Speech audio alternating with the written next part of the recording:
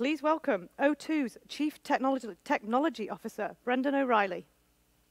Good afternoon, everybody. My name is Brendan O'Reilly. I'm the Chief Technology Officer at O2 in the UK, and I'm here to talk to you today about the fifth generation and welcoming you to the fifth generation. 5G brings about a huge amount of opportunity, not just for the telecommunications industry, but across the whole of UK PLC. And I'll touch on that in a bit. However, it'd be wrong, considering the 2020 that we've had, not to really talk about lockdown and the effect that mobile communications have had in lockdown. But we're really proud of the role that we've played in keeping Britain moving and keeping Britain connected over the last few months. It became really apparent, more so now than ever, that staying in touch with people and the way that we stay in touch with people is so important. And we've seen that through, whether it be, we had 12 years worth of voice growth on our network in the first week of lockdown. We've seen data continue to grow on our network, and also the role that we've played in making sure that the NHS stays connected, emergency services stay connected, and also the work that we've done with the Nightingale hospitals. We're really proud of the role that we've played, but it has shown how important mobile communications are to each and every one of us, whether it's the way that we work, whether we communicate with loved ones. Whatever that need is, more so now than ever, we need to make sure that we have great mobile communications in the UK. And that leads me on nicely to 5G and the role that 5G will play in our future communications. We're really proud at O2 to have been at the forefront of 5G for a number of years now, not just in terms of rolling out the technology, but trying to understand the role that it will play in the ever-evolving landscape of UK PLC. And there are a few areas where we really think that there's a huge opportunity for all of the UK to benefit from 5G. Not only will 5G bring fantastic communications, greater capacity, lower latency, and overall better experience, but it's the use cases that we will have on the back of that I find really exciting and that we in O2 have been working on for the last couple of years. So I've broken them up into a couple of areas. If we look at Industry 4.0, so the role that 5G can play for industry is huge, whether that be smart factories for the 276,000 manufacturing businesses across the UK, using 5G to be able to automate processes, to be able to drive automation in factories, to be able to ensure safety in factories. There's a really strong use case there from a manufacturing point of view, and we've been working with Encode down in Bristol to ensure that we understand how some of those use cases will work. IoT has a massive role to play in Industry 4.0. We've been working with Northumbrian Water and Ericsson, looking at how IoT sensors can help with preventative maintenance and how augmented and virtual reality can help with people from call centres or from HQ, working with people in the field to be able to give them that in-depth analysis and expertise rather than having to go back and get that expertise. IoT takes us on really to the role that 5G can have on the high street. Retail stands to benefit massively from 5G. And I think there are two areas that we find really interesting. Firstly, IoT again, IoT for stock. Nothing more frustrating than when you go into a shop and you want to buy something for it not to be there. Using IoT sensors between retail outlets, HQ, and then also back to smart factories, you'll be able to monitor stock levels much more closely and be able to automate the replenishing of stock.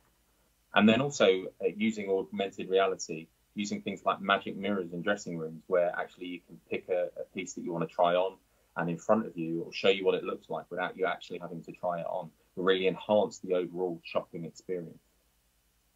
If we then think about some of the societal impacts that we'll see from 5G, things like emergency services will benefit from network slicing. And now, absolutely, we can do network slicing today. But with the dawn of 5G, network slicing, larger slices of capacity, more bespoke for emergency services and critical situations will become the norm. But also there's a way of 5G and technology helping local councils be able to run education services, to be able to run social services, to allow us to be able to help those in society who need it most, but also to run those services in a much more efficient way, therefore bringing the cost of that down so more money can be invested where it's needed. There's also a green agenda. We did a study a couple of weeks ago, and there's somewhere between 220 and 269 megatons of CO2 that could be removed by 2035 through the use of 5G. And that's a huge amount of impact that can have on the environment. And to put that into context, 40 megatons of that could come from manufacturing alone. So what we can see there is 5G will have the ability to change the lives of everybody in the UK and the way that we work. But to normal consumers, the effects and the benefits are there as well. There's the triangle of hope, enhanced mobile broadband, a much better experience for people on their devices, IoT in the home, using IoT sensors and devices to help run our lives and to help manage the home, whether that be in smart devices like smart TVs or smart fridges or smart washing machines, but using IoT and using data over the top of that to help take some of the mundane day-to-day things off our lists.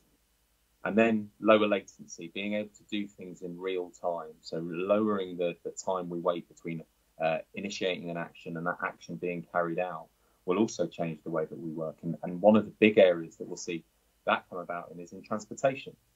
We've been working at Millbrook on CAV vehicles, continuous autonomous vehicles, where they're communicating with each other, communicating with the environments around them, trying to ensure that our roads are safer, that preventative maintenance on roads can run as and when required, rather than having big truck rolls looking at tarmac on the roads.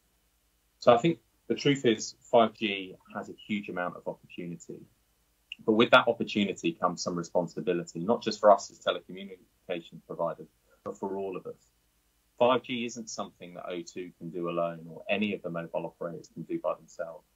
It's going to take something really, really important to get this over the line and ensure that we are able to deliver on the huge promise of 5G. And that thing is collaboration. Collaboration is absolutely key to the success of 5G, not just this year, but in years to come. Whether that's collaboration between mobile operators and retail businesses, whether that's cooperation between operators and factories and manufacturing businesses, it has to happen at local and central government to ensure that we are all pulling together for the same outcomes. One area recently that we can point to where that collaboration has been key is the Shared Rural Network Initiative, where all 4 mobile operators, plus the government and Ofcom, our regulator, have an agreement where we will roll out services to 92% of the UK population, UK geography. That only came about because all the operators and government were able to collaborate clearly on a shared outcome and a shared commitment. And I think that level of collaboration is going to be required moving forward. So in summary, what does 5G mean for us today, and what will it mean for the North West? Collaboration is absolutely at the heart of our success. We need to work together on shared goals and shared objectives so that we can deliver on the 5G promise. 5G will change the way that we live our lives. It will change the way that we build things. It will change the way that we make things. It will change the way that we communicate.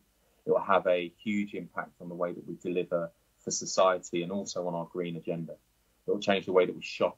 It will change the way that we travel. However, only if we work together to ensure that dream becomes a reality, will 5G meet the heady heights that all the analysts believe are there. And we at O2 really look forward to working with a number of you in the coming months and years to ensure that we can deliver on that reality, not just for the Northwest, but for UK PLC in general. One thing to leave you with, as I said, is now more so than ever, communication is key. We only are as good as the information that we receive and the data we receive. So please don't be scared to call out challenges that you see from a communication point of view with us. We're always ready to listen to whatever they may be, and we want to work with all of you to make sure that the future communications of our country are built into the fabric of our society, for the good of our society, so that we can deliver on that great 5G promise. Thanks for having me today. And as I said, we look forward to working with you in the future. Thank you.